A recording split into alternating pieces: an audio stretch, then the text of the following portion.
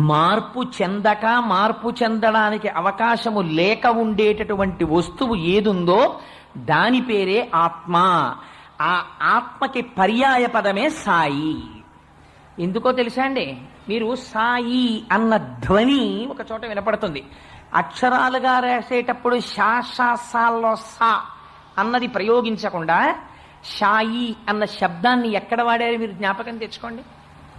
ఊర్ధ్వమూలమధశాయి అంది వేదం.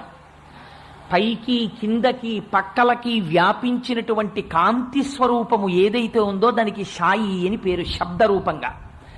అందుకని ఇప్పుడు షాయి అంటే ఎవరు? అంతటా వ్యాపించినటువంటి వాడు. ఒకనాడు ఉండి ఒకనాడు లేనివాడు కాడు. ఎప్పుడూ కాలమునకు దేశమునకు లొంగనివాడై సర్వకాలముల యందు సర్వత్ర వ్యాపించిన వాడెవడున్నారో వారికి షాయి అని పేరు. మీరు మరొక రకంగా